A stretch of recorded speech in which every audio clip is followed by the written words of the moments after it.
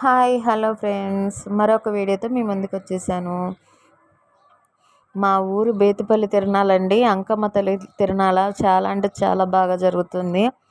ఎంత బాగుందో చూడండి. అసలు ఈ సంవత్సరం నిజంగా అంగరంగ వైభవంగా జరిగిందనమాట తిరణాల.